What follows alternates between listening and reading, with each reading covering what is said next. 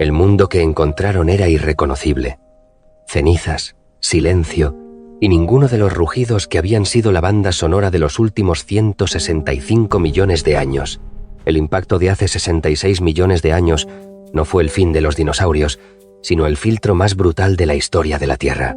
Mientras el Tyrannosaurus Rex y los gigantes del Cretácico desaparecían en una agonía de hambre y frío, un grupo minúsculo y emplumado cometía el crimen de sobrevivir. Y aquí está la clave. Estas criaturas no son descendientes de los dinosaurios, son dinosaurios que cambiaron de escala. ¿Qué tenían estos animales que el resto de los gigantes del Cretácico no poseía para evitar el colapso? Si este tipo de historia te enciende algo por dentro, el botón está ahí. Lo que viene es exactamente para eso. Para entender cómo ocurrió esto, hay que mirar la biología como si fuera una escena del crimen. La conexión entre un terópodo y un ave moderna no es una teoría elegante, es una evidencia ósea irrefutable. El puente fósil más emblemático es el Archaeopteryx, un espécimen de hace 150 millones de años que es, literalmente, el híbrido perfecto. Tenía dientes y garras, rasgos puramente dinosaurios, pero ya poseía plumas y una fúrcula. Pero el Archaeopteryx no estaba solo. Antes de él ya existían precursores como el Aurornis, la ave del mañana, y criaturas como el Microraptor y el Anchornis, que utilizaban plumas en sus extremidades posteriores para planear. No fue un salto repentino, sino una obra de ingeniería biológica. Apareció el hueso carpal semilunar, una pieza clave que estabilizó la muñeca y permitió que el brazo se transformara en ala. A esto se sumaron los huesos neumáticos, cavidades llenas de aire que reducían el peso sin sacrificar la resistencia, una herencia directa de los terópodos. Es importante hacer una distinción aquí, para no caer en el error común. Muchos confunden a los ornitisquios, dinosaurios que tenían una cadera similar a la de las aves, con el linaje aviar. Pero eso fue una coincidencia evolutiva, una convergencia. El verdadero linaje, el que llegó hasta nosotros, proviene de los saurisquios. Pero tener alas y huesos ligeros no sirve de nada si el mundo entero se queda a oscuras y sin comida. Hace 66 millones de años, el evento de Cretácico-Paleógeno cambió las reglas del juego en un instante. El asteroide no solo mató por el golpe, generó nubes tóxicas y un invierno global que bloqueó la luz solar, deteniendo la fotosíntesis. La vegetación colapsó, los herbívoros murieron y acto seguido, los carnívoros se quedaron sin combustible.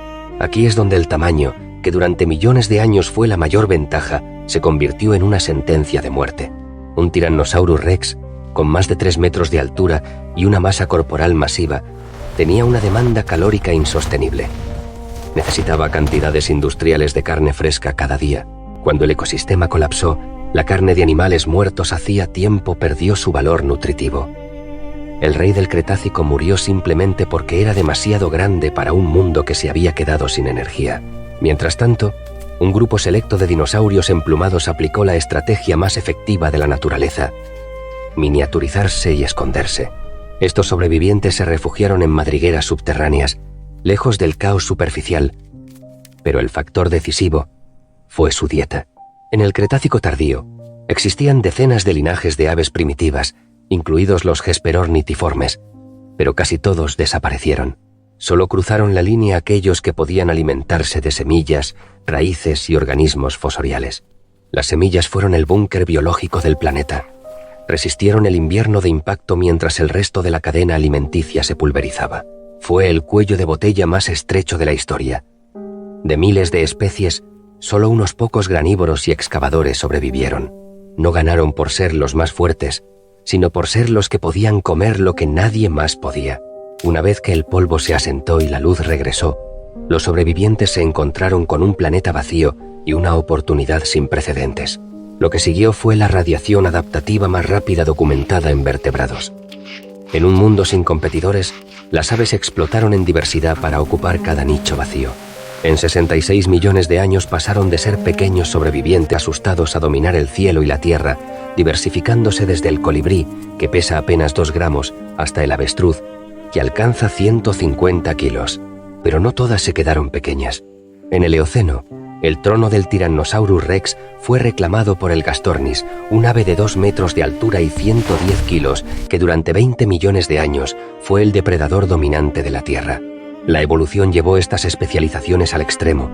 El Pelagornis chilensis alcanzó una envergadura de 6 metros, dominando los océanos, mientras que las aves del terror, como el Kelenken guillermoy, se convirtieron en máquinas de matar que acechaban a los primeros mamíferos.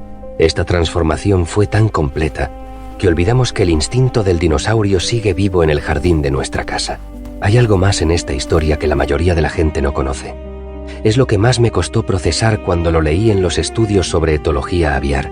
Pero antes, si te fascina descubrir que la realidad es más extraña que la ficción, suscríbete. Estamos desenterrando los secretos más perturbadores de la vida en la Tierra. Hablo del eco conductual del terópodo.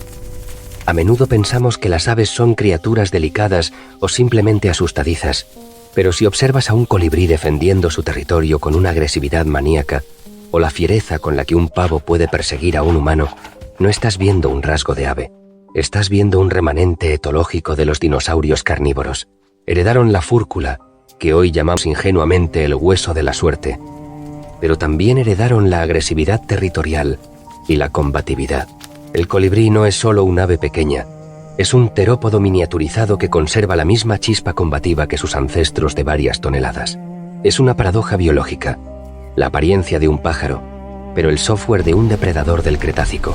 Entonces, ¿qué significa esto para nuestra percepción de la naturaleza? Nos han enseñado que la supervivencia es una cuestión de fuerza, de garras más largas o mordidas más potentes. Pero la historia de las aves demuestra que la verdadera supervivencia es cuestión de flexibilidad. El evento más catastrófico de los últimos 250 millones de años no borró a los dinosaurios, solo los obligó a hacerse pequeños para poder resistir. Esto cambia la forma en que debemos mirar el mundo hoy. Cuando miras un gorrión posado en una rama, no estás viendo al descendiente de un dinosaurio, estás viendo a un dinosaurio sobreviviente. El último dinosaurio no está en un museo, ni en una película de efectos especiales. El último dinosaurio está en tu jardín.